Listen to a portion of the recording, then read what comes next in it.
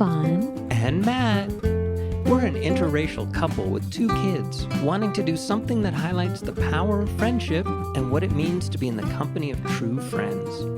We're going to move our society away and out of the loneliness epidemic and into a friendlier, happier world. Welcome to our friendly world. Better, stronger, together.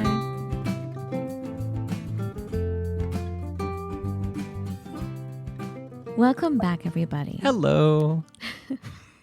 We have a very special guest today, an honored guest. I'd like to read a little something, and then I'll tell you what the book is, and I'll introduce you to your new friend in just a bit. Here we go.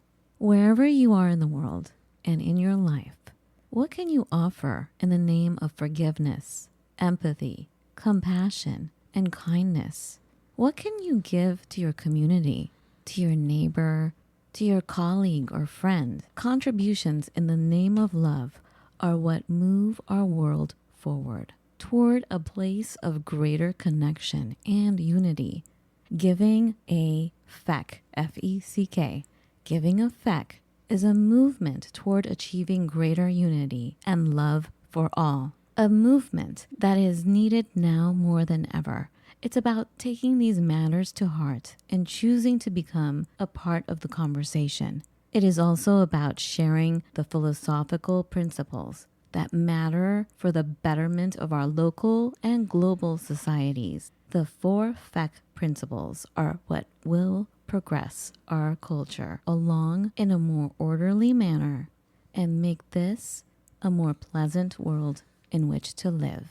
Everybody, this is written by Chaz Ebert. The book is called It's Time to Give a FECK, F-E-C-K, Elevating Humanity Through Forgiveness, Empathy, Compassion, and Kindness.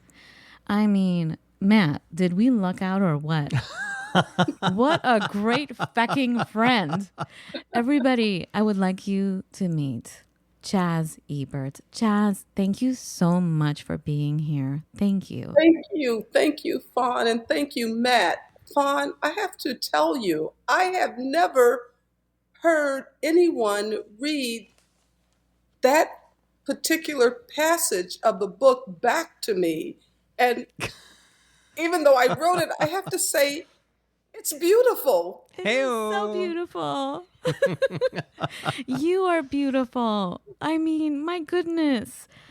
I'm awestruck. I don't even know how to talk to you right now because I mean, you are amazing. What you've done in the world, what you are doing in the world is totally what it's walking the talk, right, Matt? Yes. I mean, and your background.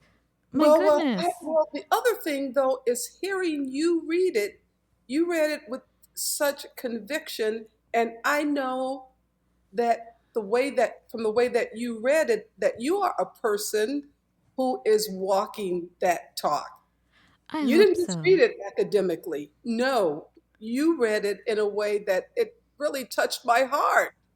I love you, Chaz. Thanks for saying that because sometimes I do struggle. And we'll talk about it on this show, like the forgiveness part. Honestly, as I was going through it, I was like, there are people out there I'm never going to forgive. They've done me wrong. Matt, forgiveness is the hardest part of it. To me, there are some people that I talk to as I go around the country and even out of the country on my book tour. I ask people, of these 4 principles, which one is the most difficult for you? And I'm surprised some people say empathy. Mm-hmm. Hardly anyone, I think only one person said kindness. Maybe a couple people said compassion, but by far the biggest number, forgiveness, is the hardest. So Matt, you're in good company. But it means that it's a principle that is probably going to mean the most to you, because when I talk about forgiveness in the book, I think I explained, I used to think that forgiveness was something that we did for someone else. Oh, we're magnanimous. We're so good. You wronged me and I'm such a big person. I'm going to forgive you. And then Archbishop Desmond Tutu said, no, you do forgiveness, yes, for the other person, but it's a biggie thing that you do for yourself, because without forgiveness, there is nothing. Without forgiveness, you remain a victim and you carry that weight around on your shoulder, and you think you have the superior position and you don't. You're a prisoner. And I had never thought of forgiveness that way. And with him telling me that, I was able to actually get down on my knees to ask for help in forgiving someone for something I had been carrying around for a while. And it's true, once I forgave them, I felt lighter immediately. And I did feel free. I was no longer feeling like a victim. And it opened up space in my heart to let in more light and more love. Right. So, And to me, that was a large part of it. Citing examples from your book. I mean, what, you're going to look at Desmond Tutu and go, what do you know? No, you're never going to say that, right? It's kind of one of these unimpeachable resources. And the other examples you went through in your book, it's like, wow, the stuff I'm hauling around is pretty trivial compared to all this stuff. But, to yes. me, it was, Yeah. you're doing it for yourself. But it doesn't feel trivial to us. It happens to us, yes. It happens to us. It doesn't feel trivial. It's hurtful and it feels harmful. And yes. And we feel almost self-righteous about it. I feel right to be. I'm sorry, Fawn. Go ahead. No, I'm sorry. It just makes me think of a couple of years ago, I heard a Holocaust survivor talk. She was a psychologist, and she was talking about pain. And she said that one of her clients came in, and she had heard this from many people. They came in and they said, well, I'm having trouble telling you about my pain because my pain compared to the pain you went through, because she lost her entire family in the Holocaust. And what she kept saying was, pain is pain. It's the same degree for everybody. Like my pain isn't more than your pain. Pain is pain. So I guess it's the same, right? Maybe, which I guess we're diving in there because I wanted to tell people about your background and. Well, go ahead, Fawn. Go ahead. This is your show. I'm a guest. It's not. No, this is not. This is a conversation. No, this is a conversation. We're having drinks together at the at the dinner, breakfast, lunch table. Okay. No, this is not my show, but I do have a gift for the gap. But can I just briefly? Can we not lose focus? Can I just briefly just tell people your background as a lawyer? So now you're a lawyer and entertainment manager. You have degrees in political science and social science. You litigated for the Environmental Protection Agency. Then you focused on mergers and acquisitions. I know that, and intellectual property. Then you worked with the Equal Employment Opportunity Commission, focusing on race and age-based workplace discrimination. I mean, I don't want to fight with you, Chaz, or I want you on our side. And so you've had this amazing, scholastic, rich, brainy life. Oh, this is going to sound terrible. I'm like, how did you get into the entertainment industry? Well, because through my late husband, Roger Ebert, I was practicing law when we met, and we started dating. How did you meet? We met in Chicago. We ran around in the same circles, but that's part of the story. But the other part of the story is we met at an AA meeting of Alcoholics Anonymous, and we both had been sober for many years. And he was taking Ann Landers, who was a friend of his, to a meeting because she wanted to update. She used to write a pamphlet. You know Ann Landers and Dear Abby, the advice columnist? Yes. So Ann Landers was a friend of his, and she wanted to go to a meeting so she could update her 20 questions on alcoholism pamphlet. It's a funny story because he said she picked him up in this long stretch limousine to take him to an AA meeting. So the long stretch limousine pulls up outdoors, and it was a closed meeting, which means that it's only for people who identify as alcoholic or recovering alcoholic. And so they went into the meeting, and he went in and explained, oh, I have Ann Landers out there. And she thought they would say, oh, yeah, bring her in. They said, no, we're sorry. This is a closed meeting. She can't come in. So he said, uh-oh. So he went back out to the limousine. He says, I'm sorry you can't come into this. And she said, well, I'll be. Alcoholics won't let Ann Landers into the meeting. Nice. And so he took her to another meeting that was an open meeting, open to anyone who wanted to come and listen.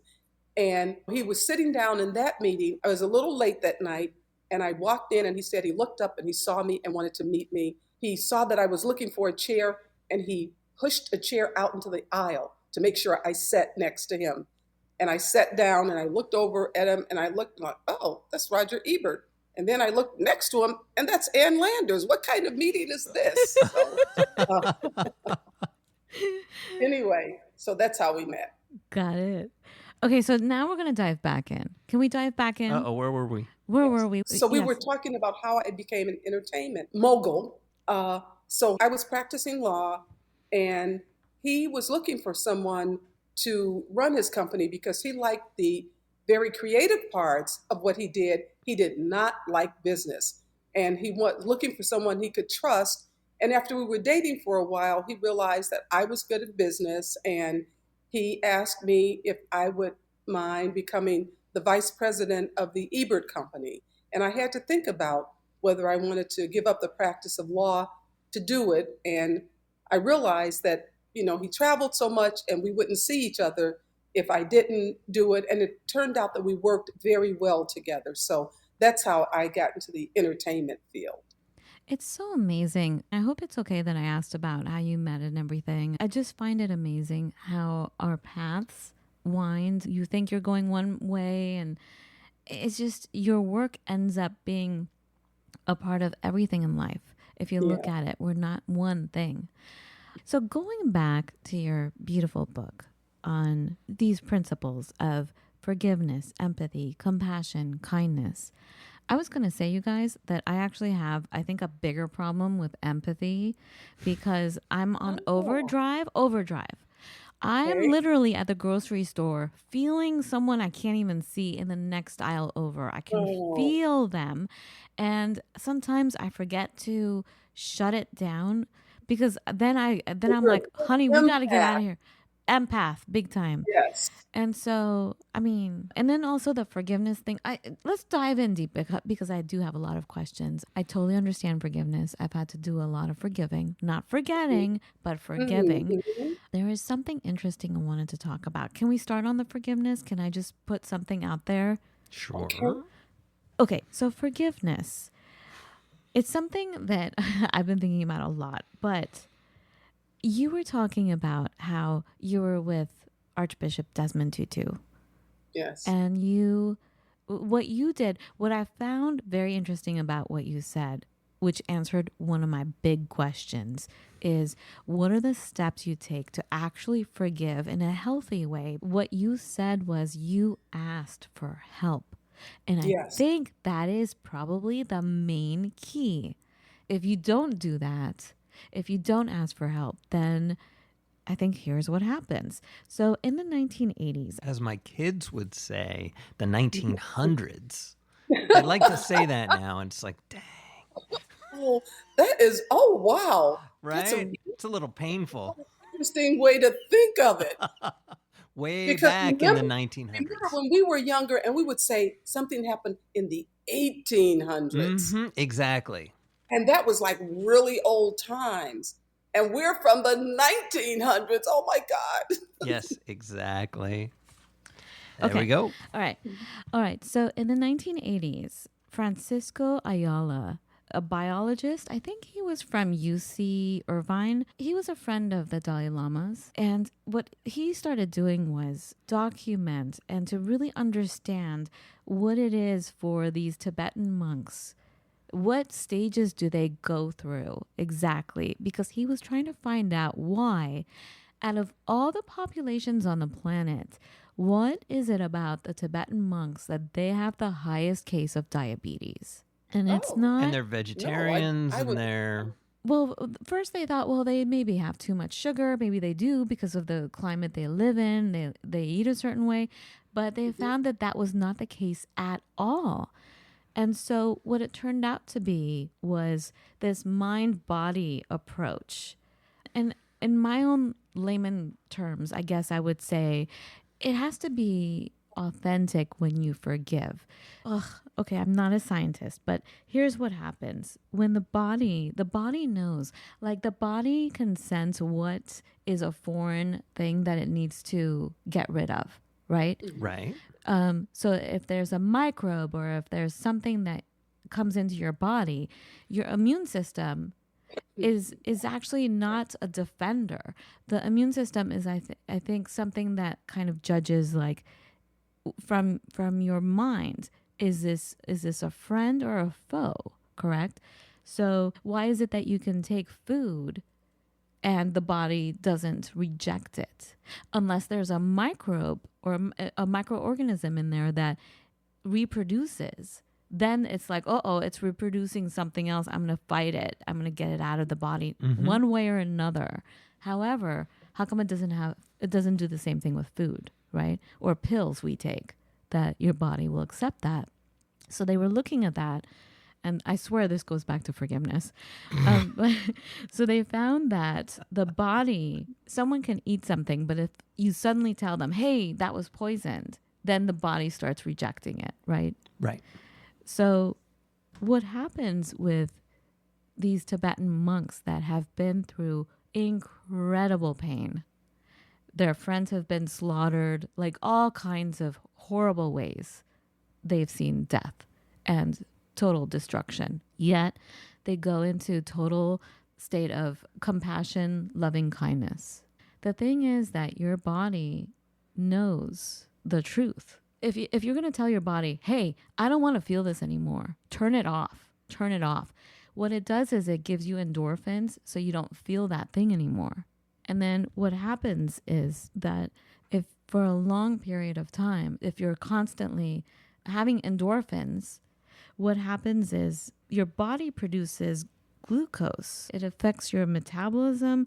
Okay, I'm not a scientist, but your glucose levels go up and your insulin levels go down, and that creates type 2 diabetes. So they were looking at that, and it's just interesting. I always thought about people who have diabetes. I have to say, I don't know if I buy that theory. I have to read that study because your endorphins are going to produce the glucose. That's the connection that I don't. If it's a chronic state of constantly having these endorphins, if your body is not allowed to feel, if you're not, like a dog shakes If you're it not off. allowed to feel real other feelings other than just compassion, it's very interesting. I'm not going to. I just like to read that study. It's talking about how you really need to come to terms with how you're feeling. And like you said, you asked for help. You asked for the forgiveness to Yes. go away. So for these certain people who suddenly go to compassion, go to forgiveness without acknowledging that there was pain here, that they experienced pain, I think we should definitely acknowledge that we have pain. Right, you And do have then to acknowledge it. I agree with you, Fawn. You have to acknowledge it and acknowledge the hurt, acknowledge the trauma, and but then you have to reach a point where you're just, as they say, sick and tired of being sick and tired, and you don't want to carry that around anymore. And you're looking for me, speaking just for myself, and then I had to figure out, how do I get rid of it? And I finally just got on my knees and said, help me. Right. And I think that's the abracadabra approach, if I can say it that way. I think that is the thing. What's the button you can press that will take you to where you need to go immediately?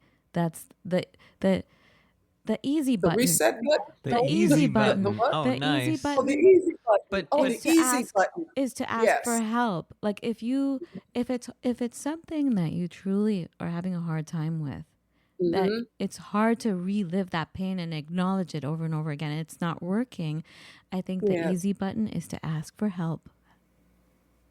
Take it away. Please take this feeling from But I me. think you're ready to have it taken. Right. Yes. The thing that in the book that when I write about some of the people, some of the cases, I write Mm-hmm. about some pretty hard Yes. cases that it's really difficult to believe that people could forgive Right.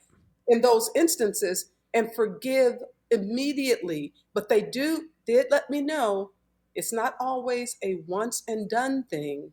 Okay, we forgive and we step back, and as Fawn said, you forgive, you may not forget. So maybe you have to forgive again and forgive again. Sometimes with some people, they forgive and it's like really almost magically, divinely released. Mm-hmm. So, Well, yeah, a couple of things. I thought it was interesting that one of the cases you cited was Amish, and I don't want to get into the specifics of it, but they yes, ended up destroying the schoolhouse to get yes, closure, and the community needed yes. to do that. And, Hmm. the Amish people, oh, yes, they're so turn the other cheek. Yeah, but Hmm. they still destroyed the schoolhouse and built one a mile down the road because Absolutely. sometimes those physical reminders get you, and it is a Hmm. process, and we're not all, nobody's as holy as they seem, right? Exactly. That's right. And that's a big thing. The other thing I thought that was interesting is when you were going through and talking about how do you get to that state of forgiveness. Hmm. You talked about be grateful for stuff. Be grateful you're Yeah. alive. Be grateful you're healthy. Be grateful, whatever it Hmm. is. But enter into a world of being grateful, and we're all about that here. Yes. And then don't you dare have the story be the story that you're the victim. You Don't have do to that. reframe it. Reframe Reframe it that. Yes, absolutely. and That's essential. prove to yourself where the error happened, what was the mistake, what was the, Hmm. and that's part of, and maybe that's your process, but I very much I very much empathize with that. It very much jives with where I'm at. Yes. Should we move on to empathy? Yes, because I want to hear your part about empathy, Fawn. I can fall on the ground and want to hide in my bed under the pillow with the amount of like I can't. That's the reason why I can't watch movies anymore, especially since I became a mom. I Oh, cannot watch 90% of movies out there or TV wow. shows. So that Hmm. I can't do it. I cannot. It's too, I mean, I feel and and I have to get myself to a place of having empathy and then balancing it with compassion so I can help someone. So Yes. so I'm not devastated and a mess. So then I'm able to be strong for someone else. Hmm. Movies are that's my profession, the website for movie reviews, and I also, as a producer, produce films. And now I'm directing my first documentary about a 102-year-old woman who started. We call her the wellness warrior. That's what she called herself from ages 90 to 100. And because she wanted people to take control of their own health and wellness and not leave it up to big pharma or a lot of medications. And so she started a spa when she was 17 or 18 years old with her husband, the professor, who was like 17 or 18 years older than her. And she started Rancho La Puerta in Tecate, Mexico. And then about 1959, I think she started the Golden Door in Escondido, California. Now she's 102. She ended up selling the Golden Door when her son was sick. He had cancer. He knew he was going to die within a year. His one wish was to travel around the world. So she had to sell the Golden Door in order to get the money to help her son travel around the world before he died. And she said that when she sold it, even the next day after she signed it, she wanted to buy it back. She knew it was the wrong thing to do for the long term, but she did it because she loved her son so much. Anyway, so she still, at 102, owns Rancho La Puerta, and she still goes once a week to lecture there every week on Wednesday. And so I was with her about 2 weeks ago in Mexico, where she was lecturing.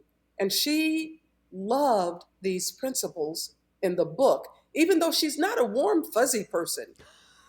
She, even at 102, she's very like, Fawn, I would love to see you interacting. Her name is Deborah Zake. I would love to see you, and in fact, you and Matt should probably be guests at Rancho La Puerta That would be to talk amazing. about friendship, to talk Yes. about friendship and what you're doing.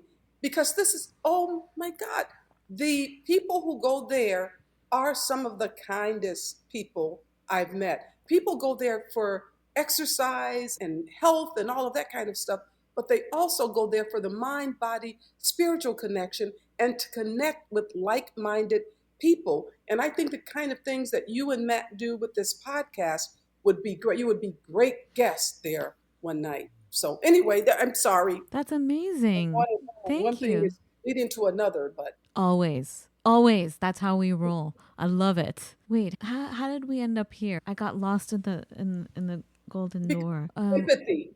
Yes, empathy and compassion. Yeah, well, because really, this is I'm putting myself in your shoes now and thinking, okay, if I'm talking about this, where could I find other like-minded people? And I was Mm-hmm. I was being empathetic to you and Matt, putting myself in your shoes and thinking, where can I find more like-minded people? Hey, at Rancho La Puerta. So You anyway, how do you mind sharing with us how you handle empathy and compassion and how you balance the two? so with empathy, I say that in the FECK principles, the E I say stands for empathy or Ebert, because it was my late husband, Roger Ebert, who said that movies are a machine that generates empathy, that allows you 2 hours at a time to put yourself in the shoes of someone who's different than you, someone who may be a different gender, a different age, a different race or ethnicity, a different religion, who speaks a different language, who is a different socioeconomic class than you. You put yourself in their shoes and you get to feel what it is like to be them, to empathize with them, to develop compassion for them, to help one to alleviate a challenge or a suffering that they have. And that's where the acts of kindness come in. So, empathy is something that we as a couple really that was really part of our philosophy. And when we started our film festival, the Ebert Fest Film Festival in Champaign, Illinois, about 25 years ago, it was to try to bring people together to talk about empathy through the movies. And it was after he passed away that I started thinking, okay, you have empathy, what do you do with it? And that's how I came up with the other principles of compassion, kindness, and then forgiveness, which was the biggie. There was a part in your book that you were describing where your husband was no longer able to communicate with words, but Yes. it took, was it empathy or compassion? Which one was it that you almost started to have a telepathic experience, like you understood everything? He lost his ability to speak, and this is a man who made his living speaking, doing, film reviews. He was called on as a speaker a lot because he was a great speaker. He was a great raconteur storyteller, and people loved to invite him to speak. When he lost his ability to speak and he had to communicate with his computer or with a computerized voice that was made for him by a company called Cereproc, it was different because he said he would get so frustrated. He said, this computer doesn't know how to tell my jokes, because he loved telling jokes. And there's a certain thing that you do when you tell jokes, the timing. And he said, this computer doesn't have the timing to tell jokes. Anyway, yeah, there was a point when he first lost his ability to speak, felt it so deeply. It was so hard. It was so difficult. It was so painful. And I really started trying to figure out how he felt. And I said, of course, I laid in his hospital bed and he would get up to see what was it like looking, what was he thinking when he was looking at these four walls every day, because he was in the hospital a long time. How could it feel? How did it feel to know that he'd open his mouth to speak and no words would come out? Someone who prided himself on speaking. He also had someone who prided himself on eating. He was a big man, and he could no longer eat except with a feeding tube. So I started empathizing so much with him that yes, we did start communicating telepathically. And sometimes we didn't even know it at first, but it was we were giving a dinner party one night, and two film critics, Michael Phillips from the Chicago Tribune and A.O. Scott from the New York Times, were they were at our house at a dinner party. Roger was upstairs and I was downstairs with them. And I looked upstairs and we started talking to each other. And Michael and Tony Scott looked at me and they said, what are you doing? And I said, oh, I'm talking to Roger. And they said, but he didn't say anything. I said, yes, he did. And then I realized, oh, I received it telepathically and I knew what he wanted. And we started talking back and forth. And then he started using his machine. But I realized that there were many times that we were in a different room and I knew or I heard him speak with quotes around it, or he heard me speak and he would come and show up. And we did started communicating telepathically with each other. Thank you for. Is it okay that I asked you this? I'm really sorry. I guess it's too late now because I already asked you. I think you're incredibly generous. Thank you for my very invasive questions. I hope it's okay that I asked Well, you. you had no way of knowing that those were the answers, but that no, Are you it's okay? okay. Yes, You're okay talking about it? yes. Thank In you. fact, that part is so beautiful. It's like a gift to talk about it, and it's a gift to acknowledge it, and a gift to remember it. And I think that it's something that we can all use. Like, I think a true friend is you, or a person, anyone you're having a beautiful relationship with, whether it's your children, your husband, the squirrel outside. I often refer to the squirrels outside, but there is a communication that's happening always. And I think that we definitely need to give more credit to its presence, that it is there. And I think that the world is so much better. Our relationships are so much better when we feel these other forces that we can't see. And I think that's the key. That's one of the keys to friendship, is that opening up yourself, opening up your heart, and having that kind of empathy and compassion that leads to the most beautiful communications and friendships, relationships, which leads us to kindness. And wow, I mean, you can't be kind without all the others. Well, it's interesting. Does kindness stem from... Oh, wait a minute. Or can it? I'm sorry. Does it stem from what? So empathy, right? Go ahead. Am I being really, on some level, kind to myself because I see myself in you? Sometimes. Is it selfish, self-serving? No, self-caring. And self-caring. There you go. Maybe. We did a podcast on kindness, remember? Kindness versus, what was the other one? We were noticing the difference between East Coast people and West Coast people. Niceness versus kindness. That was it. There is a difference between being nice and being kind. Nice isn't always authentic, I feel. That's how I ended up. The saying what was it? West Coast people are nice but not kind. East Coast people are kind but not necessarily nice.